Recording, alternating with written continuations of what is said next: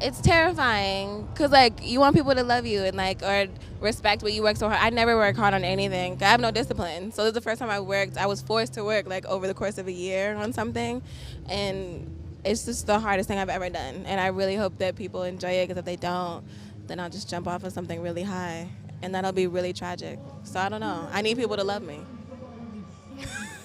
Just kidding. I'm fine.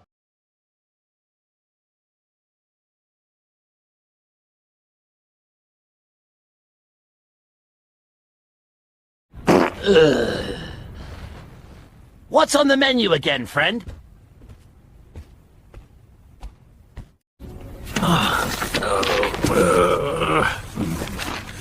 Here we go again, folks. Let's answer the damn questions. Who are you? You don't have to answer that question. I'll answer the question. You want answers? I think I'm entitled. You want answers? I want the truth! You can't handle the truth! Son, we live in a world that has walls, and those walls have to be guarded by men with guns. Who's gonna do it? You? You, Lieutenant? If they keep it up, I'm gonna lose my mind.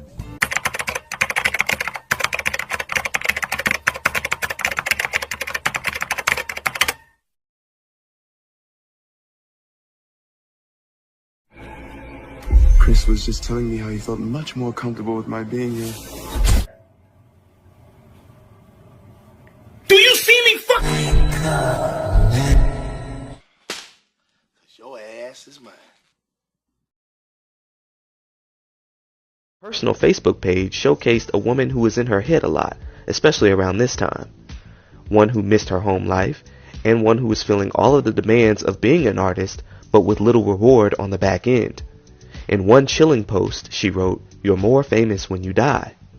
And in her song Racing Time, which has become a fan favorite and samples Kanye's I Wonder, she sang about chasing fame and feeling like she's running out of time, and that once the time runs out, you'll get left behind only to become a distant memory that only few will recognize. Unfortunately, these words would prophesy Alori's career trajectory when, on February 6, 2012, at around 4:30 p.m., the body of an unidentified woman would be discovered at the base of a radio transmission tower in the 2200 block of University Drive in the unincorporated area of Rancho Dominguez. The next day, Alori's sister would reach out to Ab-Soul on Twitter, inquiring about whether or not he had seen or heard from Alori, as her sister's calls were going straight to voicemail. Ab replied that he hadn't heard from Alori either, and this worried her family and friends. But on February 8th, the body that was found days earlier would be identified as Alori Joh. The coroner's assistant chief, Ed Winter, who had handled the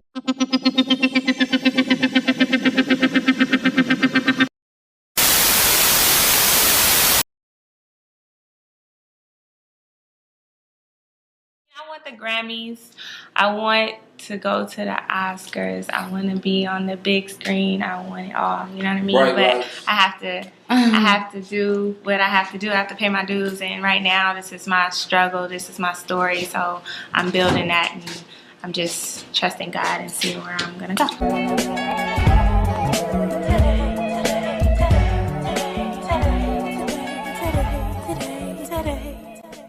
The ultimate quest for any creative talent is sharing their creations with the world and being recognized as an inspiration to those watching.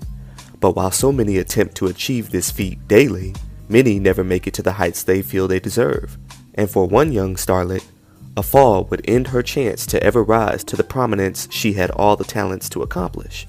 And in the first installment of the new series, we will detail the life and death of up-and-coming singer Alori Joh, her music and affiliation with big names in hip-hop, and her untimely demise at the age of 25.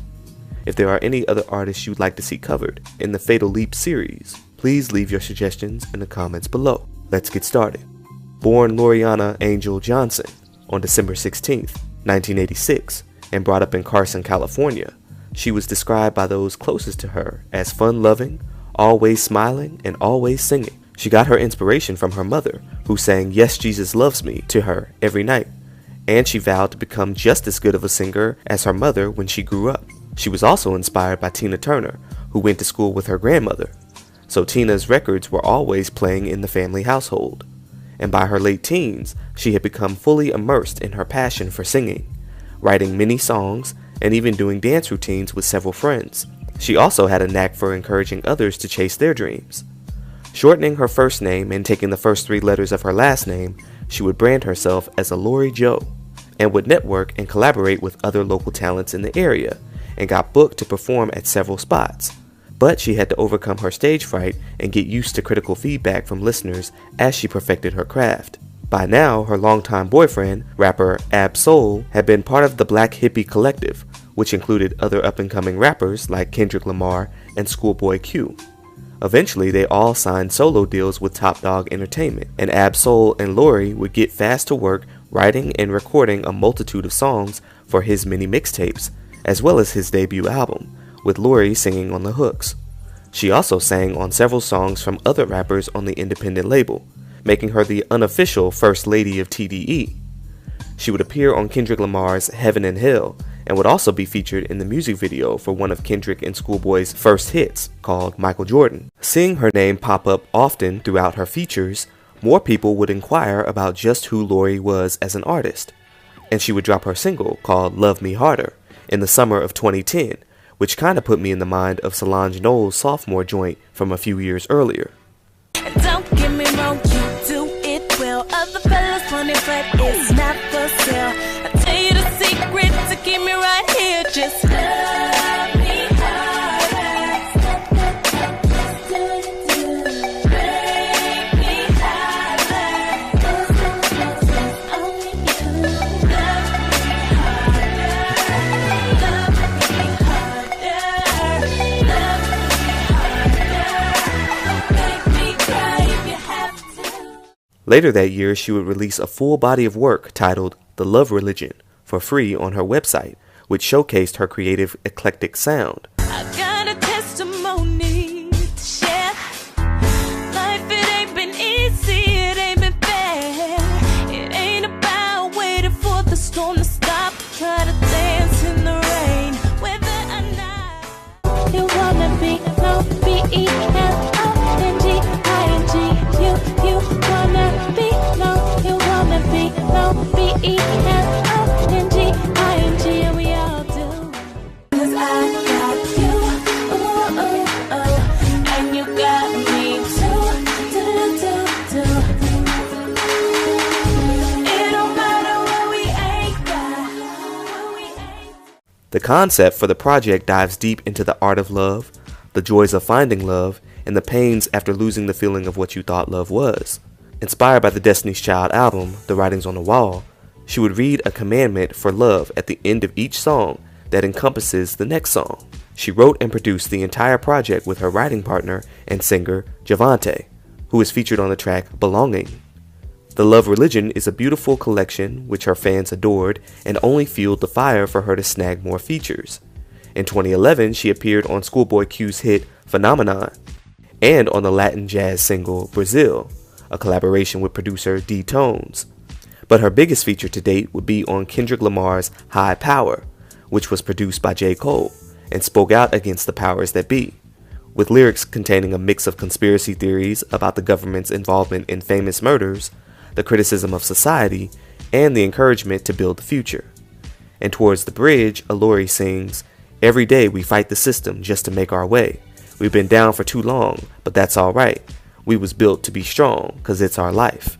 The artists on Dawg Entertainment were slowly gaining notoriety day by day, and while Lori outwardly displayed a level of supreme confidence and was a star waiting for her moment to shine, her personal Facebook page showcased a woman who was in her head a lot, especially around this time. One who missed her home life, and one who was feeling all of the demands of being an artist, but with little reward on the back end. In one chilling post, she wrote, "You're more famous when you die." And in her song Racing Time, which has become a fan favorite and samples Kanye's I Wonder, she sang about chasing fame and feeling like she's running out of time, and that once the time runs out, you'll get left behind only to become a distant memory that only few will recognize.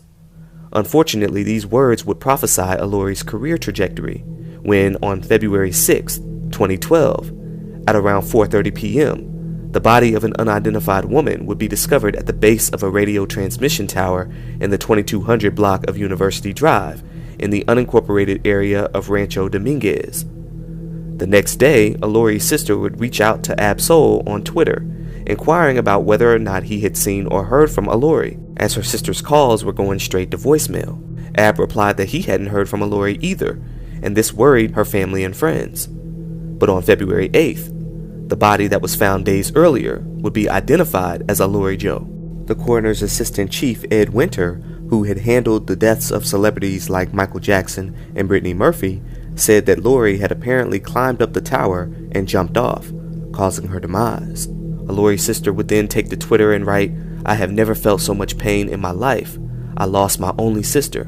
I feel like my heart has been ripped out of my chest. Man, my heart hurts and I can't sleep. I still don't believe it. But thank you to everyone. I appreciate the prayers. God is still on the throne." And even Schoolboy Q wrote, "Smoking one for Alori Joh. Peace, homie." Yet at that time, and even to this day, few details are available in her death, which received very little coverage, as just days later, the R&B world would be rocked with the death of the legendary Whitney Houston. And that took over all the major headlines, along with the same coroner's office now shifting their focuses to Whitney.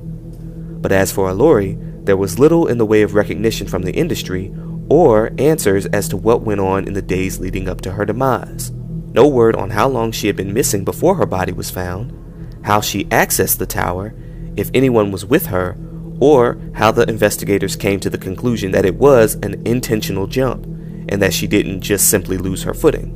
According to her boyfriend, she didn't leave a note behind, and her autopsy showed no substances in her system that would have given her destructive thoughts or impaired judgment. This has left friends who knew her with many unanswered questions, and even some resentment, as they found it to be completely out of character for someone who was literally on the brink of major stardom to suddenly end their life for reasons unknown.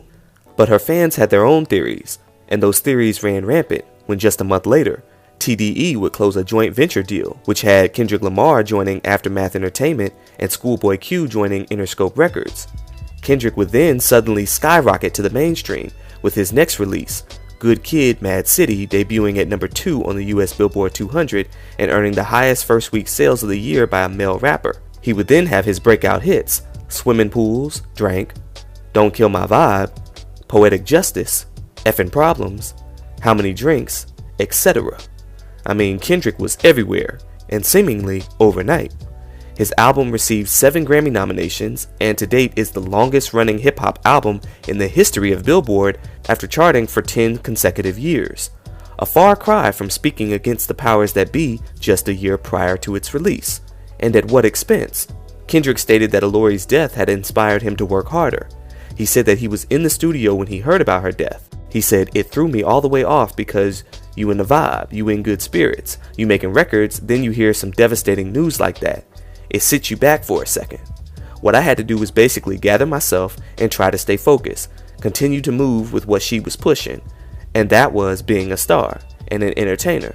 So when I thought about that, I hopped back in the booth and I continued going."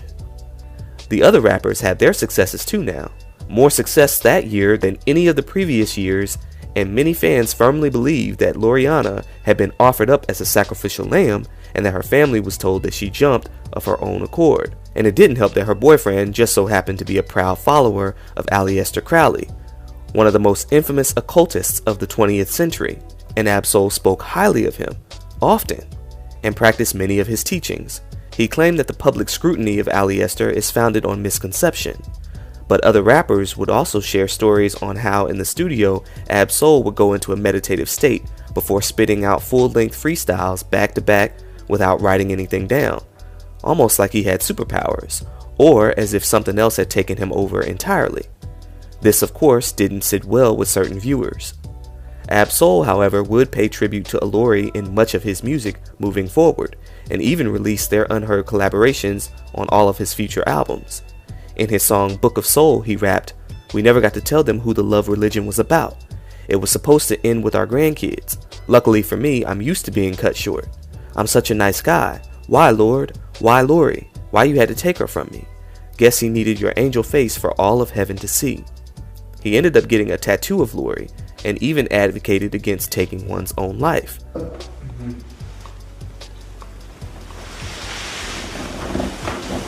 you might as well do whatever it is you're here to do. You're not here to off yourself. That is a complete waste of birth, don't you think? It's a complete waste of birth. You are not here to take yourself out. You're here to figure out what it is you're here to do. And whether or not you think that's going to take your problems away or anything like that, you're going to harm somebody else severely. Somebody, whether it be your mother, your best friend, your boyfriend, your future husband. Y'all know, so I'm just saying, don't play like that. Don't play like that and do what you're here. Use your intuition. Exercise that intuition. Go out on the risk. Go out on the limb. It's not supposed to be easy here. It's not supposed to be easy here. How fun would that be? You know what I'm saying? How much would you learn that way? And if everything was just so easy, and, you know? So, when it feels like hell, that means it's heaven around the corner. And I live by that. However, after years of abusing substances, following the pain of losing the love of his life, he too found himself at the ledge. And in 2022, he would jump off of a building, but landed on a car which broke his fall, and he survived the incident, which he claimed was induced by the substances. My suicidal thoughts were drug-induced. I don't even really recall them. Selfish, you're hurting other people. You don't know who you could be affecting. Somebody loves you, like somebody needs you. You know, that was my attitude. But after going through what I went through, I now understand. You don't know what nobody is going through. That's right. We don't have a clue. And this is, you know, love of my life still. You understand what I'm saying? Loriana, Alori Joh, however I'm gonna say her name every day. Ab-Soul mourned Alori deeply and still fights to keep her name in the conversation. Sadly, where one group claims that she was a powerful force, eliminated by the powers that be, another group claims that she simply wasn't a necessity, and that she'd still be irrelevant even if she were alive today. As a matter of fact, a running joke amongst online trolls and newfound TDE fans was that the girl on HiiPower jumped off a high tower. They thought shit was funny. And to throw more salt in the wound, the following year, in 2013, R&B artist SZA would become the first female artist to officially sign with Dawg Entertainment, and would be branded as the official First Lady of TDE, even though Day One fans know who the real OG First Lady really was. But it was when SZA geared up to release her first project with TDE that she was interviewed alongside Schoolboy Q, and many of Alori's fans were utterly disgusted with her insensitive remark about what she would do if her music wasn't received well by the general public. And I really hope that people enjoy it, because if they don't, then I'll just jump off of something really high, and that'll be really tragic. So I don't know. I need people to love me. Just kidding, I'm fine. Many fans felt that SZA was mocking the sacrifice, but others stated that she simply wasn't thinking in the moment, and that she didn't know Alori personally, so it shouldn't matter. However, with Alori's death being a major tragedy at TDE, and her memory being kept alive by the artists present, there's no way that SZA wouldn't have been well aware of how her comment came across, especially in the presence of someone who was close to Alori. But where there was negative energy surrounding Alori's namesake, I wanted to conclude this documentary with the positive. As 3 months after her death, the long-awaited music video for her second single, Lovebird, was finally complete and released for her fans to enjoy, which eclectic sounds and extraterrestrial theme was reminiscent of Outkast's music video for the song Prototype.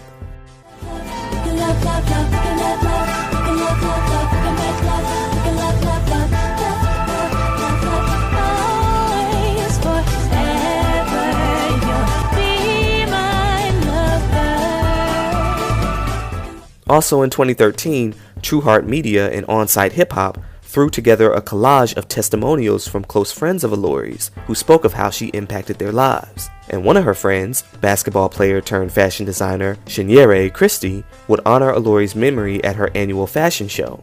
And rapper Mac Miller, before his passing, would also remember Alori in his song New Faces. To date, The Love Religion is the biggest showcasing of her vocal talents and is regarded as a rare gem for all who have listened to it. Hopefully one day, Alori's legacy will be showcased on a macro level, and we'll get many more answers to a story that's still so incomplete. But in the meantime, Rest in peace to Alori Joh. I know you had so many dreams that you wish to live out, and I can only fathom the evolution of your music and artistry if you were alive today. But your creations will be forever cherished by the lives you touched. While the industry may have overlooked your works, those that remember will always remember your energy, your spirit, and your voice.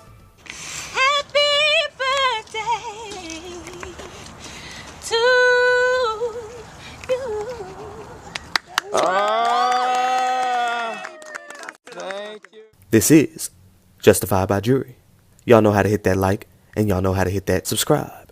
If you want to, do so, and I will catch y'all in the next video.